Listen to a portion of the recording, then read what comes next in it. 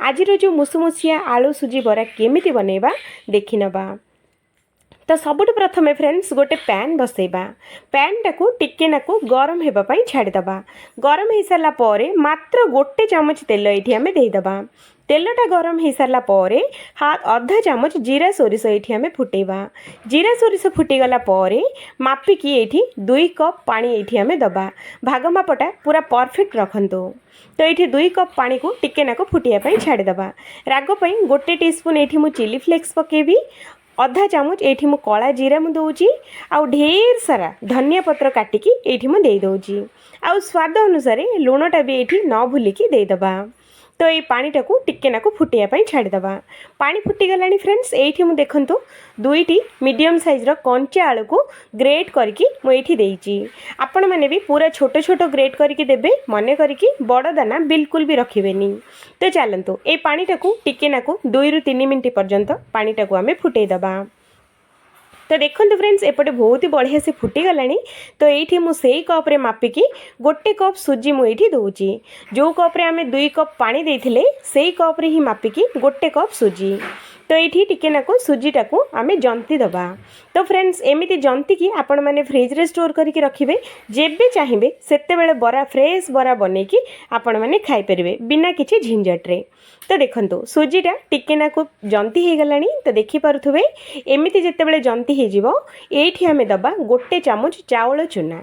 तो देखंतु चावल चूना जदि नाही तो आपण माने आउ टिके नाकू सुजी भी एठी ऐड करि परिबे। नहेले चावल चूना जगह अट्टा भी आपण माने देई परिबे।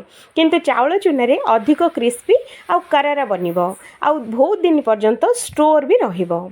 तो ये चावल चूना दे सारा पर आपको बढ़िया से आम गोलई दबा। तो देखो फ्रेंड्स एमती करके आपको गोलई देबे। ये कोठी भी टिके नाकू भी लम्स बिल्कुल रखे देबेनी। रहिले भी ताकू बढ़िया से गोलई देबे। तो चलतु याकू आम घोड़े की 5 मिनट पर्यंत पूरा स्लो मीडियम रे याकू आम सिझेबा।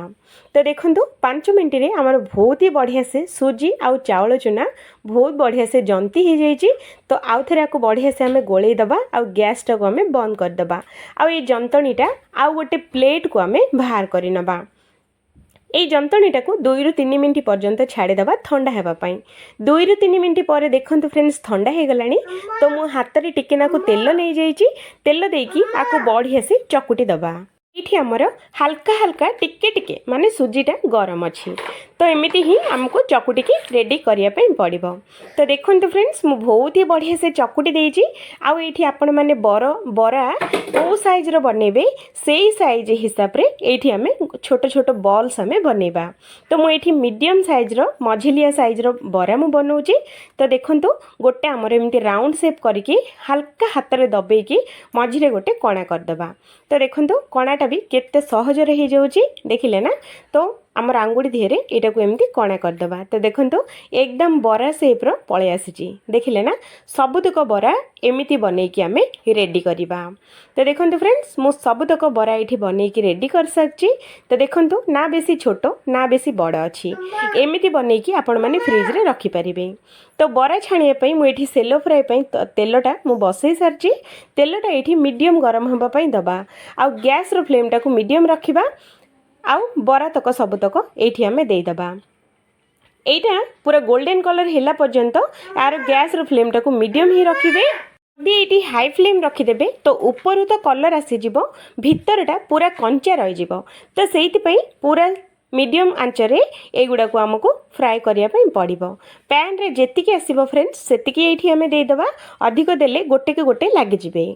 तो देखंतु गोटे पट बहुत ही बढ़िया से 2 ରୁ 3 मिनिट छाड़ीदेले 2 ରୁ 3 मिनिट भितर एगुड़ा को गोटे साइड भल से आमर फ्राए हो।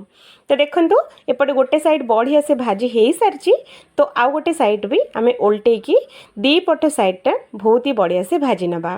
फ्रेंड्स एमती जदि कंचा बरा रखिदेबे आपण मैंने को डब्बारे टेकिकी नहेले टिफिन डब्बारे टेकिकी फ्रिज रे स्टोर करके रखिपारे। आउ जेबे इच्छा सेबे आपण मैंने गरमा गरम तेल रे छाणिकी खाई पारिबे। तो देखंतु बरा गुड़ाक बहुत ही बढ़िया से कलर आसीगलानी। ये आम अधिक बिल्कुल कलर चेंज करबानी। बास आमर बरा कलर आसला पर्यंत एगुड़ा को फ्राए करबा। आ गैस रो फ्लेम टा को मीडियम ही रखिबे। हाई फ्लेम रे नहीं कि लो फ्लेम रे भी नहीं मीडियम आंच रे एगुड़ा को आम फ्राए करबा। तो एपटे आमर बरा गुड़ा बहुत ही बढ़िया से फ्राए हो जाइए फ्रेंड्स। तो एपट सेपट 2 ରୁ 3 थर आम बुलेकी सबुतक बरा ये आम बाहर करनबा। तो देखो फ्रेंड्स सुजी आउ आलू रे मुसुमुसिया एकदम क्रिस्पी एकदम करारा रहिबो। आउ बिरी बराटा खाइबा एई बरा जदि थरे खाइदेबे तो बिरी बराटा खाइबाटा एकदम भूली जिबे। एई बराटा 2 ରୁ 3 घंटा पर्यंत सेमिति ही क्रिस्पी होइकी रुहे, बिल्कुल भी सॉफ्ट हबनी। तो देखंतु बरा गुड़ाक सबुतक आम एबे बाहर करनबा। तो देखंतु फ्रेंड्स एकदम आलू आउ सुजी रे मुसुमुसिया बरा बनिकी एकदम रेडी हो जाइए। जदि भल लगे नियाती थरे बनातु आ समस्त को बहुत ही पसंद आसीबो एई सुजी आलू बरा। तो नियाती थरे बनातु समस्त को बहुत ही पसंद आसीबो। तो फ्रेंड्स आज जदि रेसिपी आपण मानक भल लगे तो दया करके वीडियो को गोटे लाइक करंतु आ दया करके